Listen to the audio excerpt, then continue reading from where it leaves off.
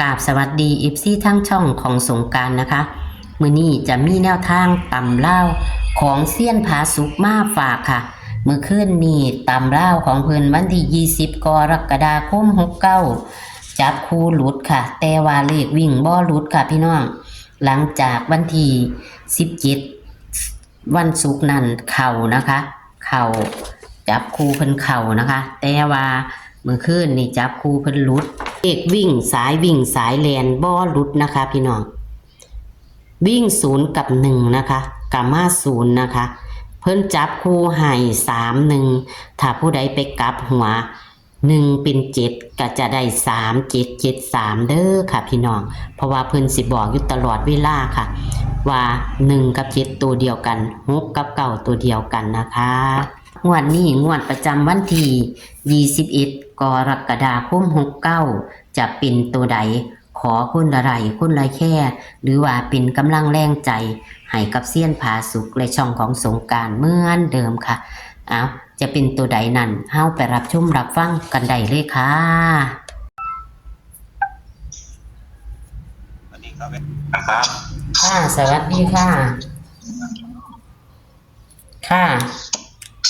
ผมเดี๋ยวของมันอีเบสไห้สนองค่ะของเฮาเป็นยังไงค่ะขึ้นนี่ตัวมันคิดรู้หมดจำมันโคตรดีค่ะพอให้ได้เบิ่งให้ตรวจสอบอยู่ที่จริงมันก็มาถืออยู่คนละมันเอาเก็บมาพากลางซ่าแต่3-1ก็บ่จับ3-7คู่ของ3-7เลขวิ่งเข้าอยู่นี่ล่ะค่ะนี่เลขวิ่งเข้าอยู่ก็สิเป็น7อยู่ดอกค่ะแต่ว่า1บ่ไปจับโอน7ไปจับใส่1ไว้อยู่ฝุ่นอยู่เป็นเลขตรงกันพุ่นมันก็บ่เข้าแล้วเนาะครับ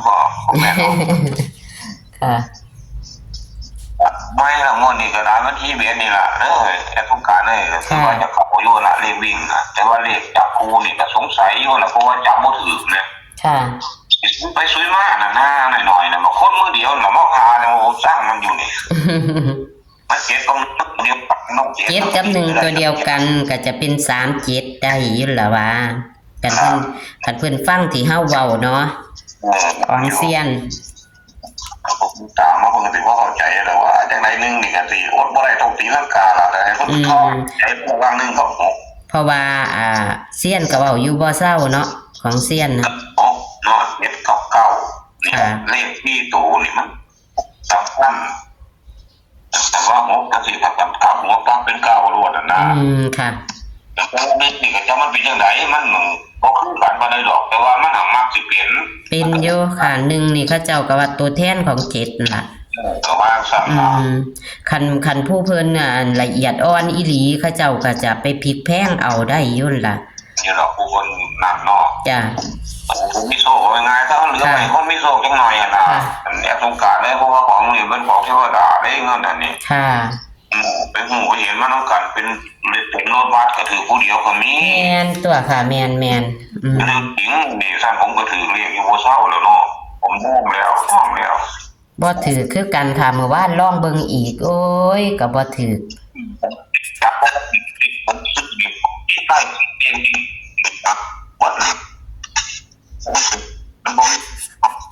โอ้ยเสียงขาดหายกระตุกกระติกอีกค่ะค่อยๆเว้าถามซ้ำกันเอาค่ะ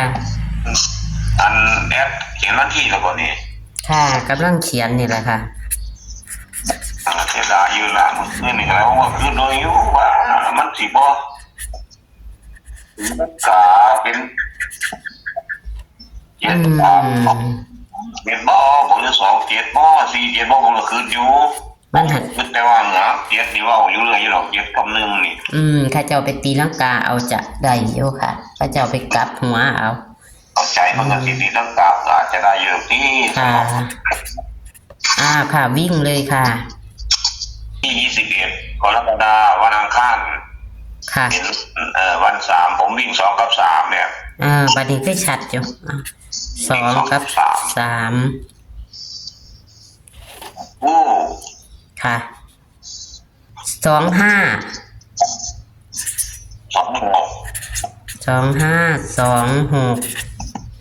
ไปกันละไอ้น้อง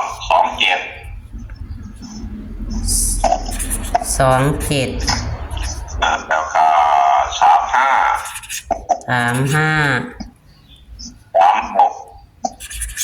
36แล้วก็37 เอาตัวสงสัยไว้จาก2ตัวแหละตัวค่าใหญ่20กับ40 20กับ40 20 ในผมในเลข3ตัวส่วนใหญ่ไป2ชุดเด้อแถวนี้เด้อ ค่ะ มี235 235แล้วก็326 326นี่ครับนี่เนี่ยต้องจัด ค่ะ เสียงขาดอีกแล้ว ต้องเน้นๆดู325นี่เลข2ตัวนี่เลข2ตัวนี่126กับ35ครับแง่กับงูก็คือ35แล้วมักให้ดาวหาดาวเลยตัวนี้ นิ่นเลย มันสิแม่นอยู่หั่นล่ะ คือเน้นเลข3ตัวกับ235แม่นบ่คะ 326นี่ก็ซ้ำเน้นแล้วเพราะว่าผมเน้นเลขเลข2เน้น26กับ35อยู่แล้ว นั่นก็เลยซ้ำนิ่นแต่ว่า เน้นนั่นล่ะแต่ว่ามาแห้งอ่ะนะ235นี่มาแห้งแล้วก็เลข2ตัวกับ35แล้วมาแห้ง ค่ะ นี่คือเนาะสำหรับเลขนี่นั่นล่ะเป็นตัวหลักเลยเด้อ ค่ะ ผมบอกผมแม่ผมขอมาเบิ่งดาวตัวนั้นน่ะเป็นตัวหลักแอบรบกวนมึงดูผมยังว่ากลับไปกลับมาทั้งมือก็บอกพี่บอกอยู่ ค่ะ ตัววิ่ง2กับ3บนล่างเนาะค่ะ บนล่างเท่ากันคือเก่าแม่นบ่ค่ะ คือฮอกเก้านะ ค่ะจับคู่25 26 27 35 36 37ตัวกันค่าใจก็คือ2040นะคะ2040ค่ะ ตัวนิ่นก็คือ2635แต่ว่านิ่นคือเสี้ยนมักก็คือ35เนาะค่ะ มาแท่งของมูสา ค่ะแล้วก็เลข3ตัว235 326ก็นิ่นกับ235แล้วเนาะค่ะ ครับ ค่ะ มาแท่ง ค่ะ เลขวิ่งบ่หลุดดอกค่ะ แต่ว่าจับคู่กับถ้าเข้ากับเข้าค่ะคือกันล่ะค่ะ อย่าลืมเนอะอย่าลืมมันมักจะขึ้นแต้มลงแต้มกับอยู่นี่มีตัวบนที่ดินได้ก็มี7กับ6กันละมันเป็นปัญหามันตาอันนี้ร่างกายก็ที่เป็น21 31ไปสิหลายอ่ะ ค่ะ แต่คือ26นี่ก็อาจจะเป็น29 39ของสิหลายเขาก็แห้งอยู่ได้เก่าเขาก็แห้งอยู่ได้ ค่ะ นึงว่าก็แห้งอยู่ได้ผมบ่จับใหม่ก็ซื้อที่จริงผมจะจับเลขตรงกันเป็น21กับ41ไปได้หลาย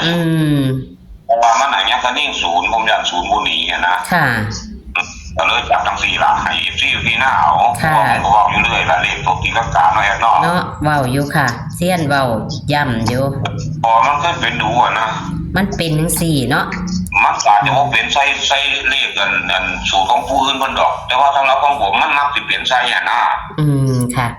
ปืนมันมันหลุด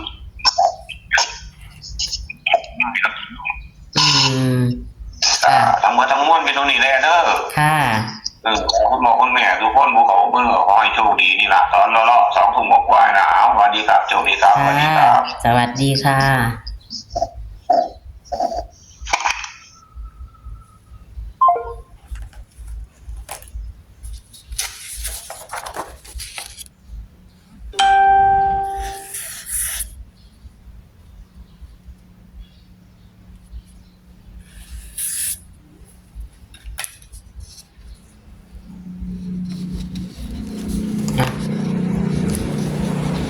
ตำราเซียนไซว่านมื้อคืนนี้20กรกฎาคม69นะคะเลขวิ่งเพิ่นกะบ่หลุดนะคะ พี่น้องเลขวิ่งบ่หลุดนะคะ แต่กะอย่าเผลออย่าพลาดค่ะ ของเพิ่นจะเข้าหลุดนะคะ จับคู่นะคะ วางวันที่17นั่นกับเข้าอยู่นะของเพิ่นนะพี่น้อง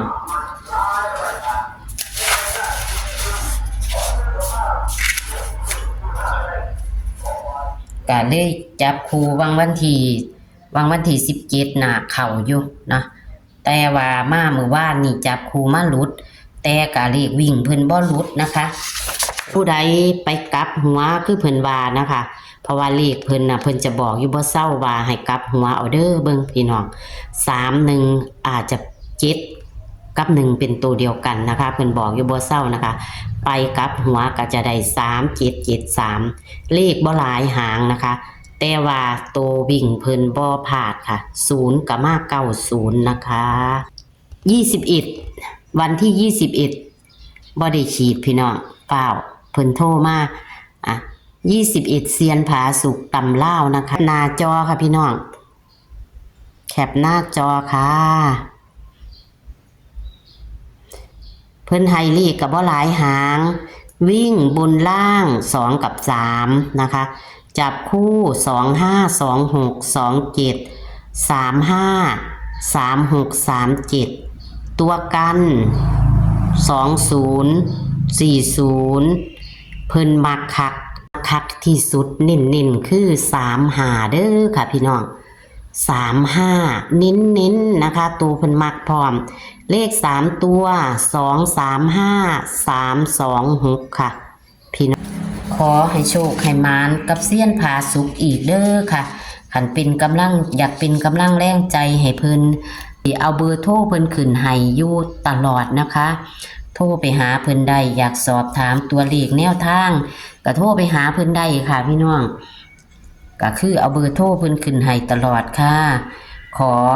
เป็นกำลังแรงใจโดยการกดไลค์กดแชร์ให้กับเซียนพาสุกและก็ช่องของสงกรานต์เหมือนเดิมค่ะขอให้โชคมันตำล่าววันที่21กรกฎาคม69ค่ะสวัสดีค่ะ